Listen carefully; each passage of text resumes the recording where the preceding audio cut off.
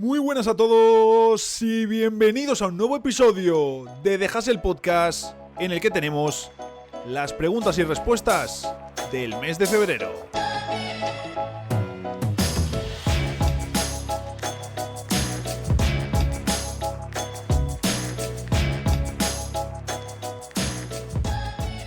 Se me ha muerto antes la lucecita con la que ilumino el cartel de The Hustle Podcast, pero bueno, yo creo que el episodio lo podremos hacer igual.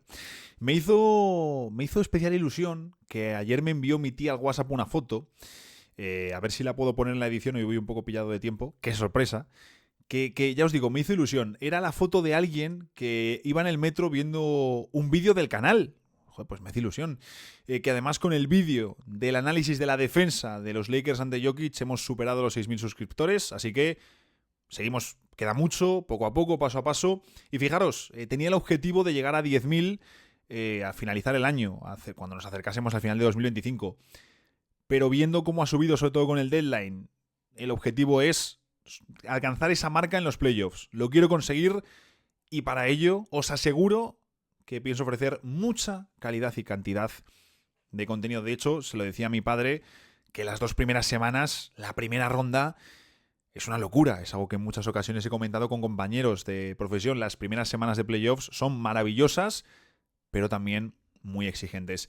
Y una historia que seguro que os hará gracia y que también espero que os genere interés, que además caí el otro día hablando con un compañero de equipo, que tengo un tema buenísimo para contar, que creo que algún día he tocado, pero no con tanto detalle. Me lo he apuntado para las próximas semanas. Y es que hubo un día que coincidí, le conocí y estuvimos hablando mucho al hermano de un jugador NBA. Que diréis, bueno, a ver, depende del jugador y depende del contexto, pues puede molar. Ya os digo que el hermano, o sea, el jugador NBA, es un pufazo del draft tremendo, tremendo. Pero lo gracioso de todo esto es el hermano con el que yo estuve. No es jugador de la NBA, también era jugador profesional de fútbol, no sé cómo anda ahora. Pero lo gracioso de todo esto es que le conocí en una cita de Tinder. No con el hermano del jugador NBA, no tuve una cita con él, sino con un colega y 2 chicas en la historia, un colega mío. Un poco de salseo, ya os contaré.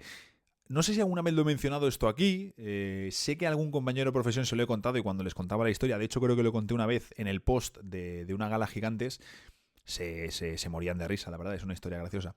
Pero creo que aquí en el podcast nunca lo he contado como tal, así que simplemente lo dejo ahora aquí un poquito para causar hype y os prometo que antes de playoffs lo vemos. Cuento bien la historia, eso sí, no diré abiertamente el nombre del jugador, aunque tiraré pistas para que se pueda sacar. De hecho, a mis compis de equipo les he dicho que les pasaré pistas y que si alguna acierta le invito a una cerveza. Hablando de mi equipo, el otro día me homenajearon en medio del entrenamiento porque entré por la izquierda, votando con la izquierda y finalicé con la izquierda, que diréis, oye, ¿y esto es relevante? Bueno, cuando eres manco con 2 manos, sí. La cosa es que fue en un partidillo, o sea, no fue una entrada en una rueda, que ahí tampoco la uso mucho, no me gusta tampoco prodigarme, pero para situar un poco, mi izquierda es, trasladando niveles, lo que era la peor izquierda del peor Jaylen Brown. Que al menos él lo intentaba, yo la escondo. Si me cortan el brazo, probablemente no lo notaría de cara al juego.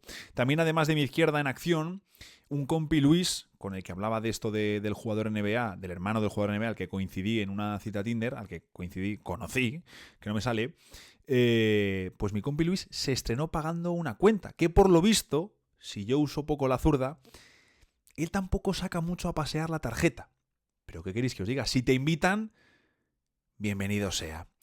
En fin, que esto en teoría es un programa de NBA, así que vamos a ello. Bienvenidos a The Hustle Podcast.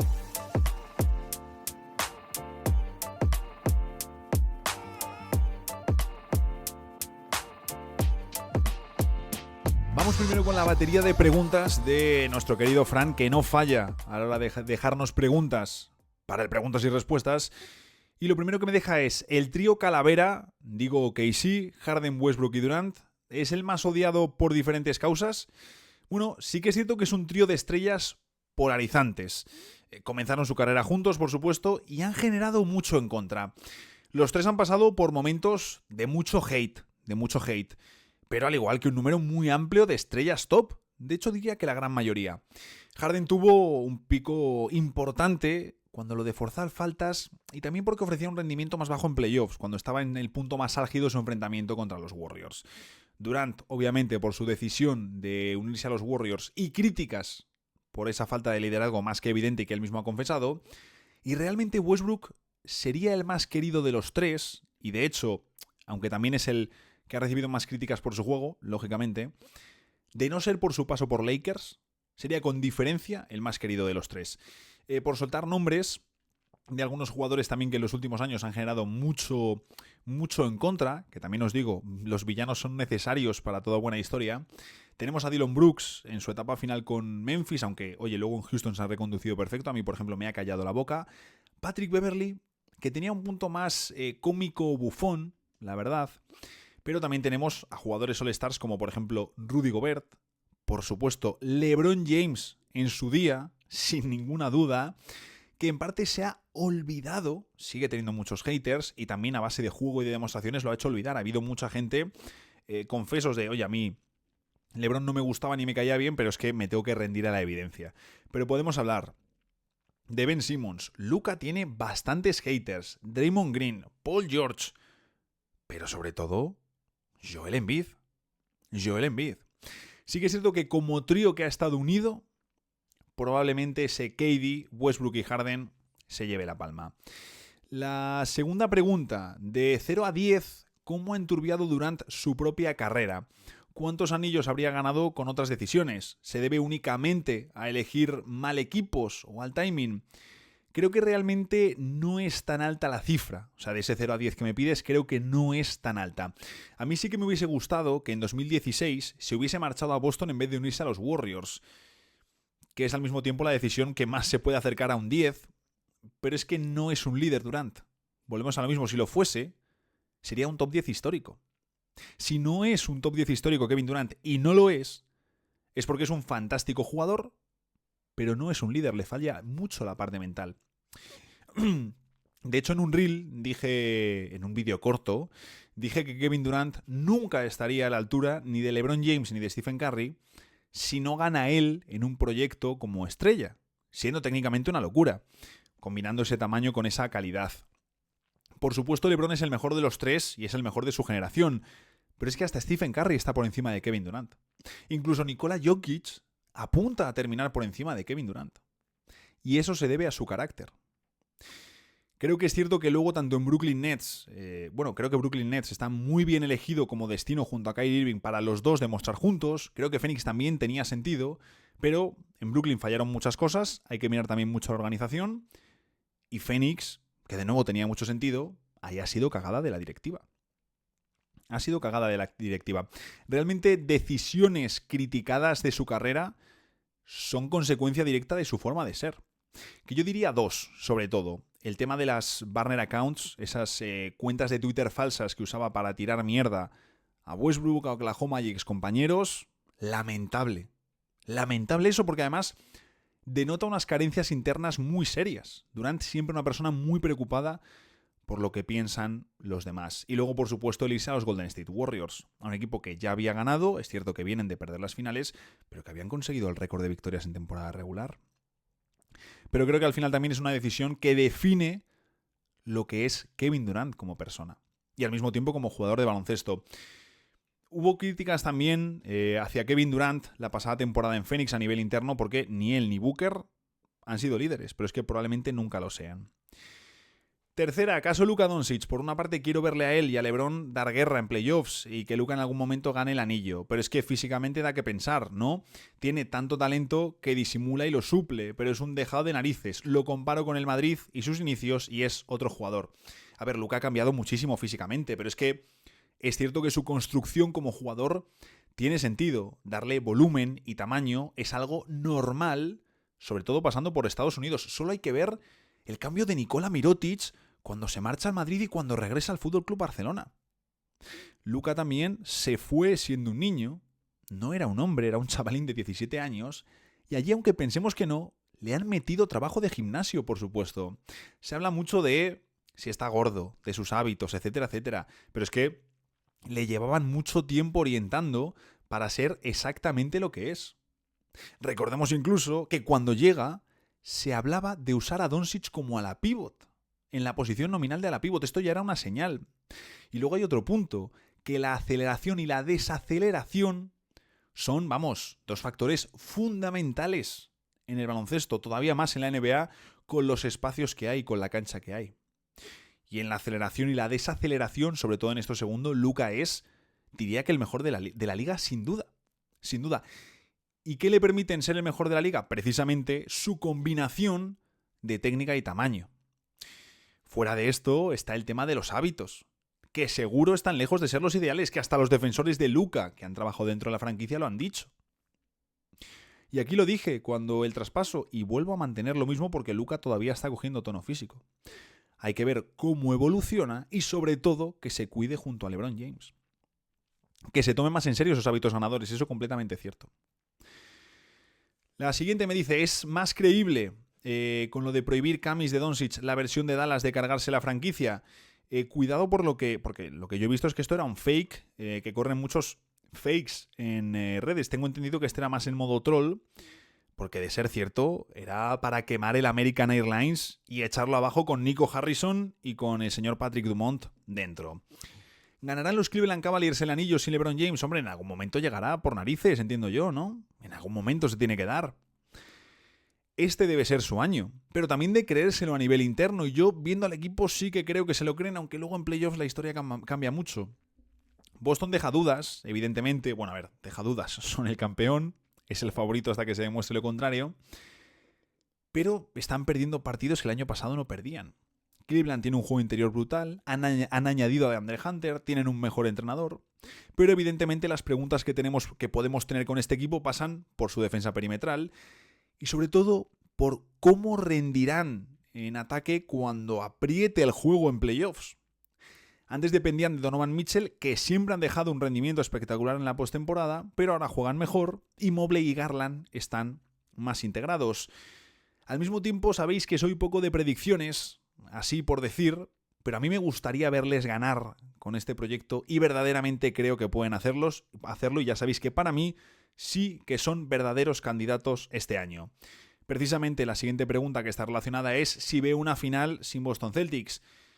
Cuesta imaginarlo por las armas y la experiencia que tienen, pero es que este año están perdiendo partidos que el año pasado no perdían.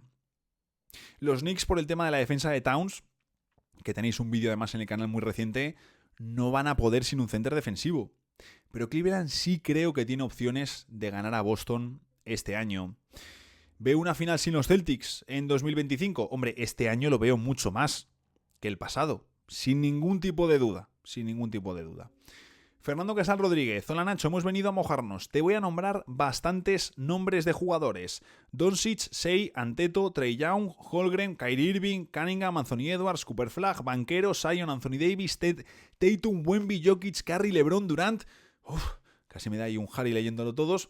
Cuando acaben sus respectivas carreras, ¿quiénes crees que van a estar seguro en el top 5 y top 10 de la historia de la NBA? También se aceptan jugadores underdog. Saludos desde Cádiz. Bueno, Cádiz, fantástica tierra, saludos de vuelta desde Madrid. Te voy a decir que de toda la lista, que es una lista amplia, hay algunos a los que vamos ni cerca. Solo hay dos seguros en el top 10, que evidentemente son LeBron James y Stephen Curry, con LeBron en el top 5. Creo que Jokic puede terminar en el top 10.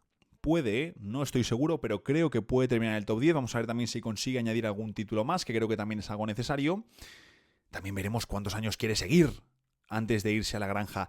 Y del resto, lo cierto es que solo veo con opciones, porque queda mucho por ver de sus carreras, solo veo con opciones a Wembanyama y Doncic. Repito, con opciones, o sea, no me refiero a seguro van a estar, o por supuesto. Y fíjate, me decías, oye, algún underdog, creo que no le has metido en la lista, pero por darte un nombre de un potencial tapado, creo que Kate Cunningham tiene más opciones que muchos de la lista. ¿Va a ser top 10 de la historia? Lo más probable es que no. Es que el nivel de competencia es salvaje. Pero antes que muchos de los que me das, yo metería al bueno de Kate. Vamos a ver también que la salud le respete. Este es el primer año que le vemos full power. Vamos a ver que le respete. Las preguntas de Michael. Dice, además esta es una materia también muy curiosa.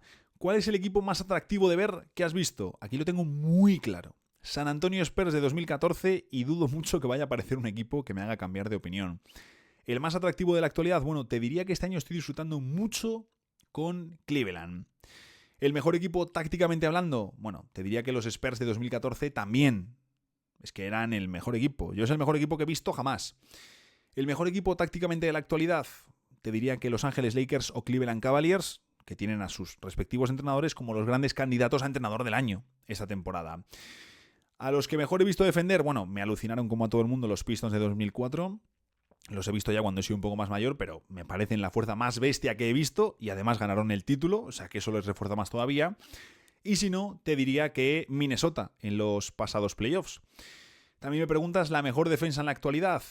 Hombre, me dices que lo fácil es irse a Oklahoma. Es sencillo irse a Oklahoma porque es la mejor defensa y han estado sin Holmgren. Si no, te diría que Orlando, que particularmente me encantan por su tamaño en todas las posiciones. Aunque Houston Rockets, que está más irregular este año, Houston Orlando serían los siguientes que me quedaría. La siguiente que me dejas sí que es muy complicada. El equipo sorpresa de los próximos 5 o 10 años en la NBA. Casi imposible de pronosticar. Casi imposible. Te diría que los Pistons, pero ya este año están arriba. En 5 años espero que estén muy arriba. Te voy a decir Wizards, pero no sé ni por qué, porque es típica franquicia que parece condenada. Pero viendo el equipo joven que tienen, las rondas que también se están trayendo, que se han traído también en el deadline, los movimientos que están haciendo, pues quizás en unos años tienen que ser buenos. Quizá. No lo sabemos.